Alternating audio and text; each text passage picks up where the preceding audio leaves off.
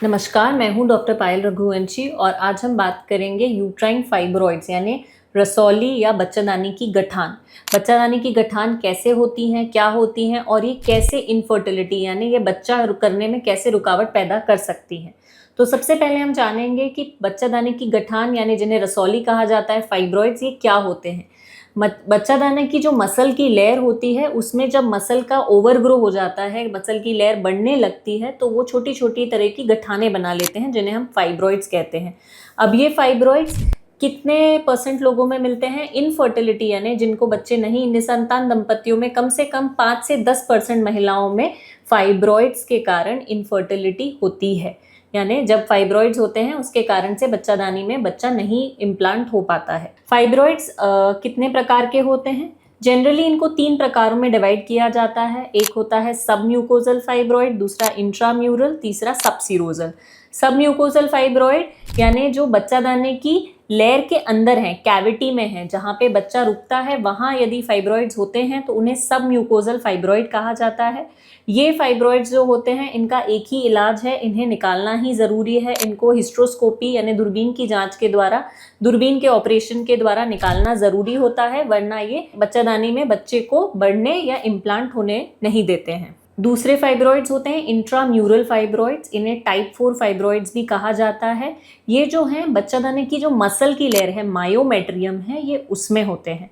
यदि ये 4 सेंटीमीटर से बड़े हैं तो इन्हें लैप्रोस्कोपी के द्वारा, ऑपरेशन के द्वारा निकालना ज़रूरी होता है। साइज में बड़े फाइब्रॉइड्स भी इनफर्टिलिटी कॉज करते हैं, लेकिन यदि इनका साइज कम है और वो बच्चादानी की कैविटी यानी जहाँ बच्चा रुकने वाली जगह है वहाँ से दूर हैं, साइज में 4 सेंटीमीटर से छोटे हैं, तो इन्हें सिर्फ दवाइयों से इनका इलाज संभव है और इनको माना जाता है कि ये फर्टिलिटी में उतना प्रभाव नहीं डालेंगे। और तीसरे फाइब्रॉइड होते हैं सबसीरोजल फाइब्रॉइड। सबसीरोजल फाइब्रॉइड यानी बच्चादानी की जो सीरोजल लेयर है उससे डेवलप होते हैं और ये बच्चादानी के बाहर की तरफ ग्रो करते हैं। तो जनरली यदि ये साइज में छोटे हैं तो इन्हें कुछ नहीं किया जाता है, इनके एसिम्टोमेटिक यानी इनसे कोई सिम्टम्स नहीं होते हैं। इन्हें कब निकाला जाता है? जब ये साइज में बहुत ज़्यादा बड़े हों, इनके कारण से दूसरे सिम्टम्स आ रहे हों, यानी पेशाब की थैली में प्रॉब्लम हो रही हो, पेशाब बार बार आ रही हो, पेट में दर्द हो, पेट में गठान जैसा महसूस हो रहा हो, तब इन्हें निकाला जाता है। फाइब्रॉइड यानी गठान के क्या वो पैरामीटर्स हैं जिनसे हम डिसाइड कर पाते हैं कि वो फर्टिलिटी यानी बच्चा होने में प्रॉब्लम कॉज कर रहे हैं? तो सबसे बड़ा पैरामीटर होता है इनका साइज। यदि ये फाइब्रॉइड साइज में बहुत ज़्यादा बड़े हैं, जनरली हम 4 to 5 सेंटीमीटर का साइज लेके चलते हैं, यदि 5 सेंटीमीटर या 4 सेंटीमीटर से बड़े फाइब्रॉइड्स हैं और ये कैविटी यानी जहाँ बच्चा रुकता है उसको इंडेंट कर रहे हैं या उसमें घुस रहे हैं, तो फिर इन्हें निकालना ज़रूरी होता है। दूसरा होता है फाइब्रॉइड की लोकेशन यानी फाइब्रॉइड किस जगह पे है। तो जैसे कि हमने पहले सुना, यदि वो कैविटी के अंदर है, सबम्यूकोजल टाइप वाला फाइब्रॉइड है, तो उसे निकालना ज़रूरी है, उसके बिना इम्प्लांटेशन होना संभव नहीं है। तीसरा होता है नंबर ऑफ फाइब्रॉइड्स यानी कितने फाइब्रॉइड्स हैं। कई बार पेशेंट्स को एक से ज़्यादा जगह पे फाइब्रॉइड्स होते हैं, जिसे मल्टीपल फाइब्रॉइड्स कहा जाता है।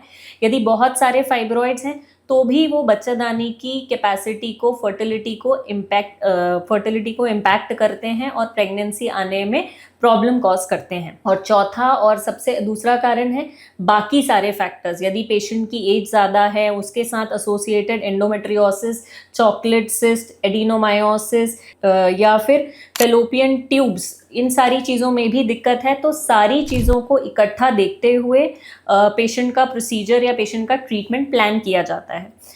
दूसरी चीज़ ये है कि क्या फाइब्रॉइड्स का मेडिकल ट्रीटमेंट संभव है यदि बच्चा प्लान कर रहे हैं? तो जी नहीं। यदि हम फाइब्रॉइड्स का मेडिकल ट्रीटमेंट करते हैं यानी दवाइयाँ देते हैं, तो हम प्रेगनेंसी के लिए ट्रीटमेंट स्टार्ट नहीं कर सकते हैं, क्योंकि ये सारे हार्मोनल ट्रीटमेंट्स होते हैं। यदि पेशेंट को हम हार्मोनल ट्रीटमेंट्स पे रखेंगे तो प्रेगनेंसी कॉज नहीं होगी।